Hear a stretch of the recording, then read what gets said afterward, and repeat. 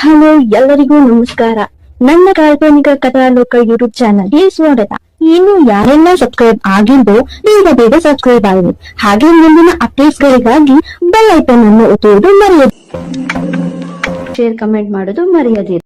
ಬದುಕಿನಲ್ಲಿ ಯಾವಾಗ ಯಾರನ್ನು ಕಳ್ಕೊಳ್ಬೇಕು ಅಂತ ಇರುತ್ತೋ ಅದು ಆ ರಾಯರ ಇಚ್ಛೆಯೇ ಸರಿ.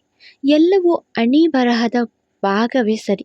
ಹೇಗೆಲ್ಲ ಮದುವೆ ಆಗೋಣ ಎಂದು ಕನಸು ಕಂಡಿದ್ದ ಲಂಕಾಧಿಪತಿ, ಆದರೆ ಅವೆಲ್ಲ ಉಲ್ಟಾ ಹೊಡೆದು ಎಲ್ಲಿಂದಲೋ ಬಂದು ಎಲ್ಲೋ ಇರುವ ರಾಮನ ಗುಡಿಯಲ್ಲಿ ಮದುವೆಯಾಗುವ ಹಾಗಾಗಿತ್ತು.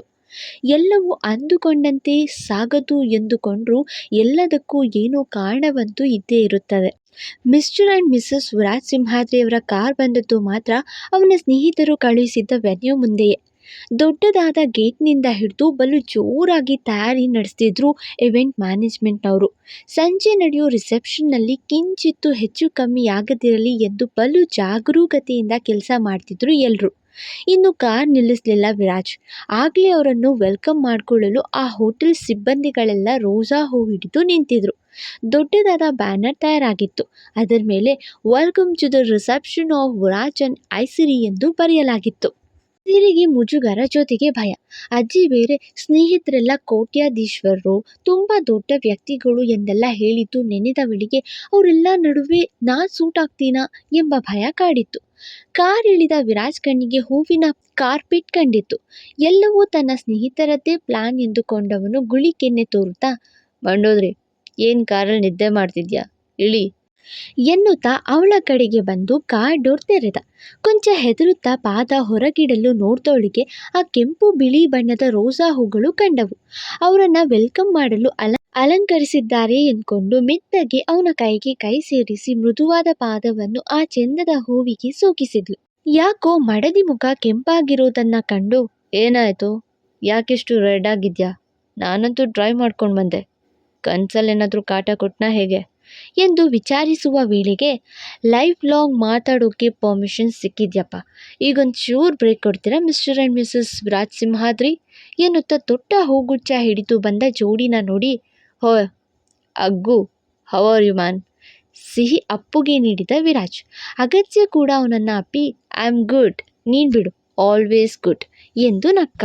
ಅಫ್ಕೋರ್ಸ್ ವಿರಾಜ್ ಸಿಂಹಾದ್ರಿ ನಾನು ಎಂದು ತಾನು ನಗುತ್ತಾ, ಅನನ್ಯ ಅವರೇ, ಈಗಲಾದರೂ ನಿಮ್ಮ ಅಗತ್ಯ ಮುನಿಗಳಿಗೆ ಜೋರು ಮಾಡೋದು ಕಲ್ತಿದ್ದೀರಾ, ಇಲ್ಲ ಇವನು ಕಿವಿಯಲ್ಲಿ ಕಾಲಿಫ್ಲವರ್ ಇಟ್ಟು ಜೋರು ಮಾಡ್ತಾನ ಎಂದು ವಿರಾಜ್ ಕೇಳಿದಾಗ, ಹಾಗೇನೂ ಇಲ್ಲ ವಿರಾಜ್ ಅವರೇ ಎಂದಳು.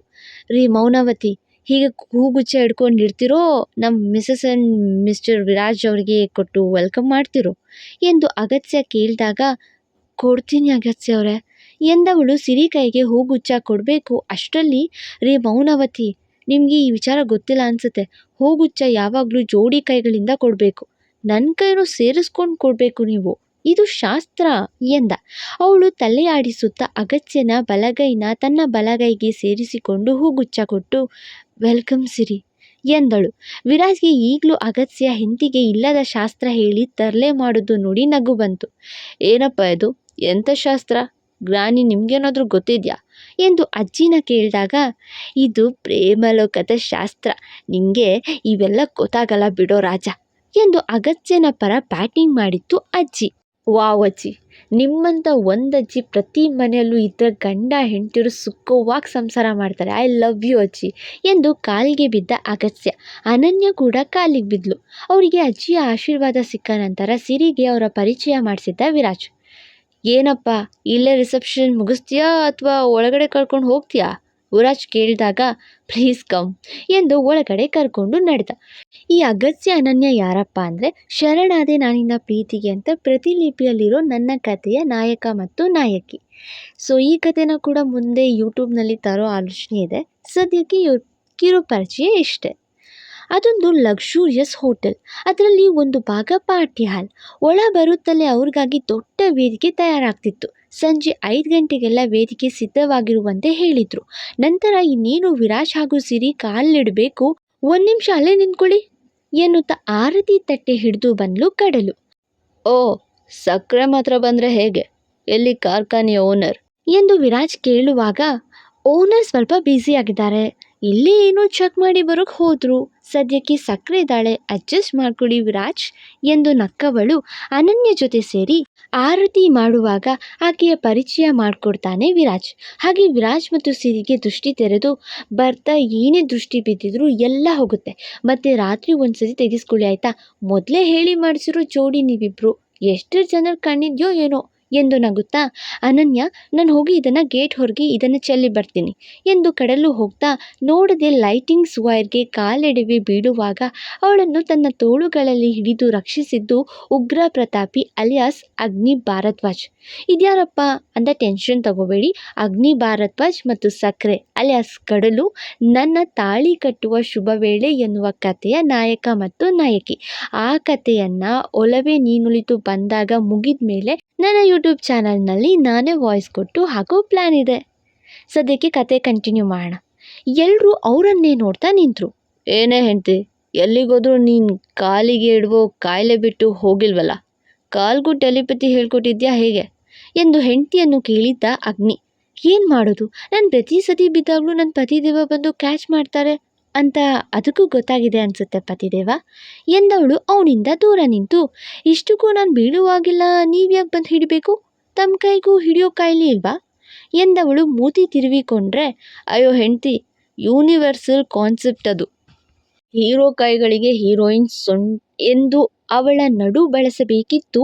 ಅಷ್ಟರಲ್ಲಿ ಅಗತ್ಯ ಕೆಮ್ಮುತ್ತಾ ತಾವಲ್ಲಿ ಇರೋದು ನೆನಪಿಸಿದ ತಕ್ಷಣ, ಹೆಂಡ್ತಿ ಆಮೇಲೆ ಡೈಲಾಗ್ ಕಂಟಿನ್ಯೂ ಮಾಡ್ತೀನಿ, ನನ್ನ ಫ್ರೆಂಡ್ ರಿಸೆಪ್ಷನ್ ನಿನ್ನಿಂದ ಲೇಟ್ ಆಗಬಾರ್ದು ನೋಡು ಅದಕ್ಕೆ ಎಂದು ವಿರಾಜ್ ಬಳಿ ಹೋಗ್ತಾ, ವೀರಾ ಮೆರಿ ದೋಸ್ತ್ ಎಂದು ಅತಿ ಆತ್ಮೀಯವಾಗಿ ಅಪ್ಪುಗೆ ಮಾಡಿದ ಅಗ್ನಿ.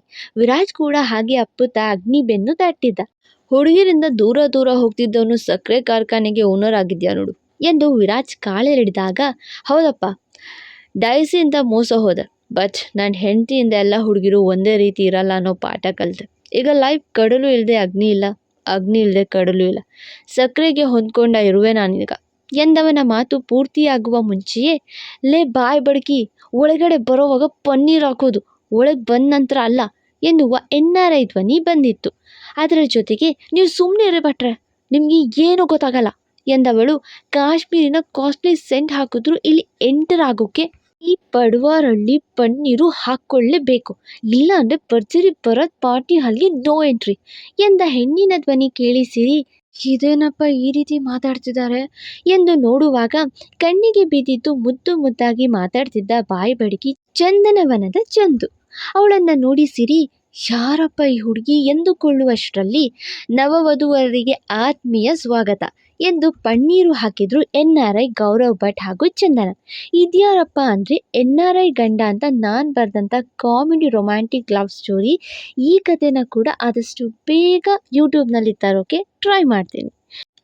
ರಿಸೆಪ್ಷನ್ ಮಾಡ್ತೀನಿ ಅಂದು ನೋ ಎಂಟ್ರಿ ಅಂತೀರಾ ಮಿಸ್ಸಸ್ ಭಟ್ರೆ ಎಂದು ವಿರಾಜ್ ಹವಾಜ್ ಹಾಕಲು, ಮತ್ತೆ ಸುಮ್ಮನೆನಾ, ಮದುವೆ ಅಂದಮೇಲೆ ಚಪ್ರ ಎಷ್ಟು ಮುಖ್ಯನೋ ಈ ಪನ್ನೀರು ಅಷ್ಟೇ ಮುಖ್ಯ, ಇದಿಲ್ಲ ಅಂದರೆ ಹೇಗೆ ಹೇಳಿ ಎಂದು ಜೋರು ಮಾಡಿದ್ಲು ಚಂದನ. ಹುಡುಗಿಯರು ಈ ರೀತಿ ಕೂಡ ಇರ್ತಾರಾ ಎನ್ನುವ ಹಾಗೆ ಕಣ್ಣು ಬಾಯಿ ಬಿಟ್ಟು ನೋಡ್ತಿದ್ದ ಸಿರಿ ಕಡೆ ನೋಡಿ, ಯಾಕೆ ಮಂಡೋದ್ರಿ ಹಾಗೆ ನೋಡ್ತಿದ್ಯಾ, ಏನಪ್ಪ ಇದ್ಯಾರು ಲಕ್ಷ್ಮೀ ಪಟಾಕಿ ಅಂತಾನ, ಇವನು ನನ್ನ post graduate friend NRI Gaurav Bhat, ಮತ್ತು ಇವರು ಅವನ ಹೆಂಡತಿ ಬಾಯಿ ಬಡ್ಕಿ ಚಂದನ ಅಂತ ಎಂದ. ಲೋ ವಿರಾಜ್, ನೀನು ಇವ್ರ ಪರಿಚಯ ಮಾಡಿಸು ತಗೊಳ್ಬೇಡಪ್ಪ, ಈ ಬಾಯಿ ಬಡ್ಕಿ ಅವಳನ್ನು ಅವಳೇ ಪರಿಚಯ ಮಾಡ್ಕೊಳ್ತಾಳೆ ಎಂದರು ಭಟ್ರು. ಬೀಜಿ, ತಾವು ಸುಮ್ಮನೆ ಇರ್ತೀರಾ ಎಂದು ಜೋರು ಮಾಡ್ತಾಳೆ ಚಂದನ. ಬೀಜಿ ಅಂದರೆ ಎಂದು ಸಿರಿ ಕೇಳಿದಾಗ, ಬಿಳಿ ಗೋರಿಲ್ಲ ಅಂತ ಎಂದು ನಕ್ಕು ಬಿಟ್ಟಳು ಚಂದನ. ಆಗ ಎಲ್ಲರೂ ನಗುತ್ತಾ, ಕೆಂಪು ಚಿಂಪಾಂಜಿ ಬಂದಿಲ್ವಾ ಎಂದು ಕೇಳುತ್ತಾ ಮಾತಾಡುವಾಗ ಮತ್ತೊಂದು ಜೋಡಿಯ ಜಗಳದ ಮಾತುಗಳು ಕಿವಿಗೆ ಬಿತ್ತು. ಎಲ್ಲರೂ ಅತ್ತ ನೋಡಿದಾಗ, ವೈಟ್ ಹಾಕಿ ಎಂದು ಅವನು, ಇದು ಬರ್ತ್ಡೇ ಸೆಲೆಬ್ರೇಷನ್ ಅಲ್ಲ ಮಿಸ್ಟರ್ ಅಸುರ ಮಹಾರಾಜರೇ, ರೆಡ್ ಹಾಕಿ ಅಣ್ಣ ಎಂದು ಅವಳು. What a worst taste wifey, ಖಂಡಿತ ವೈಟ್ ಲುಕ್ ಕೊಡುತ್ತೆ ಲೈಟ್ಸ್ಗೆ, ನಿಂಗೆ ಇದೆಲ್ಲ ಗೊತ್ತಾಗಲ್ಲ ಸುಮ್ಮನಿರು ಎಂದವನು. ಪ್ಯೂರ್ ವೈಟ್ ಫ್ಲವರ್ಸ್ ಯೂಸ್ ಮಾಡಿ ಎಂದ. ಏನು, ನನಗೇನು ಗೊತ್ತಾಗಲ್ವಾ, ಹಲೋ ಮಿಸ್ಟರ್ ಅಸುರ ಮಹಾರಾಜ್, ನಾನು ಚಾರುಣ್ಯ ಪ್ರಭಾಕರ್ ಎಂದು ಆಕೆ ಹೇಳುವಾಗ, ಸೊ ವಾಟ್, ನಾನು ಬ್ಯಾಡ್ ಬಾಯ್ ಅನ್ನೋದು ನೆನಪಿರಲಿ ಎಂದು ಹುಬ್ಬು ಹಾರಿಸಿದ ಬೀಬಿ. ಈ ಬ್ಯಾಡ್ ಬಾಯ್ನ ಪಳಗಿಸೋ ಪ್ರಬಲೆ ನಾನು ಅಂತ ಮರ್ತು ಹೋಯ್ತಾ ಎಂದು ಆಕೆ ಕೈ ಕಟ್ಕೊಂಡು ಕೇಳುವಾಗ ಮಿಕ್ಕೆಲ್ಲರೂ ಅವರ ಜಗಳ ನೋಡ್ತಾ ನಿಂತ್ಬಿಟ್ರು. ನೋಡು ಪ್ರಬಲ, ಅದೇನೇ ಆಗಿರಲಿ, ಬ್ಯಾಡ್ ಬಾಯ್ ಸೋಲೋ ಮಾತೇ ಇಲ್ಲ, ಇಲ್ಲಿ ವೈಟ್ ಫ್ಲವರ್ಸ್ಗಳೇ ಇರಬೇಕು ಇರುತ್ತೆ ಎಂದು ಅವನು. ನಾನು ನೋಡ್ತೀನಿ ಆ ದಿಂಗಿಯಲ್ಲಿ ವೈಟ್ ಫ್ಲವರ್ಸ್ ಬರುತ್ತೆ ಅಂತ ಎಂದು ಅವಳು. ಈ ಲಕ್ಕಿನ ಎದುರಾಕೊಂಡು ಉಳಿದವರೇ ಎಲ್ಲ ವೈಫಿ ಎಂದು ಅವನು. ನಾನು ನಿಮ್ಮ ಹೆಂಡತಿ ಅಸುರ, ಸೋಲೋದು ನನಗೂ ಮರ್ತು ಹೋಗಿದೆ ಎಂದು ಅವಳು. ಇಬ್ರು ನೋಡಬಿಡೋಣ ನೀನಾ ನಾನಾ ಎಂದ್ಕೊಂಡು ಎದುರು ಬದ್ರು ನಿಂತರು. ಇವರಿಬ್ಬರ ಜಗಳ ನೋಡ್ತಾ ಎಲ್ಲರೂ ನಗುತ್ತಿದ್ರೆ ಸಿರಿಗೆ ಆತಂಕ. ಜಗಳ ಅತಿರೇಕಕ್ಕೇರಿದ್ರೆ ಎಂದು. ಚಾರು ಇದ್ದೆಡೆ ಮೇಲೆ ಹೂವಿನ ಅಲಂಕಾರ ಮಾಡ್ತಿದ್ದವನು ಕೈ ಮೀರಿ ಫ್ಯಾನ್ಸಿ ಲೈಟ್ ಒಂದನ್ನು ಬಿಟ್ಬಿಡ್ತಾನೆ. ಇನ್ನೇನು ಅವಳ ಮೇಲೆ ಬೀಳ್ಬೇಕಿತ್ತು, ಆದ್ರೆ ಅವಳನ್ನ ತನ್ನ ಬಳಿ ಎಳ್ಕೊಂಡು ಬಚಾವ್ ಮಾಡಿದ್ದ ಅಸುರ. ಹೆದರಿದ ಚಾರು ಅವನ ಬಾಹುವಿನಲ್ಲಿ ಭದ್ರವಾಗಿದ್ಲು. ಎಲ್ರಿಗೂ ಒಂದು ಕ್ಷಣ ಆತಂಕವಾದ್ರೂ ಬೀಬಿ ಇರುವಾಗ ಭಯ ಬೇಡ ಎನ್ನುವಂತೆ ಸುಮ್ಮನೆ ನಿಂತರು. ವೈಫಿ, ನಿಂಗೇನೂ ಆಗಿಲ್ಲ ತಾನೆ ಎಂದು ಕೇಳಿದಾಗ, ನೀನಿರುವಾಗ ನಂಗೇನಾಗುತ್ತೆ ಅಸುರ ಎಂದು ನಕ್ಕಳು. ಅವರನ್ನ ನೋಡ್ತಾ ಸಿರಿ ಮೊಗದಲ್ಲಿ ನಗು ಮೂಡಿತ್ತು. ಇಬ್ಬರು ಕೆಲ ಕ್ಷಣಗಳೇ ಹಾಗೆ ನಿಂತು ಬಿಟ್ಟಾಗ ಅಲ್ಲಿದ್ದವರೆಲ್ಲ ಕೆಮ್ಮೋಕೆ ಶುರು ಮಾಡಿದ್ರು.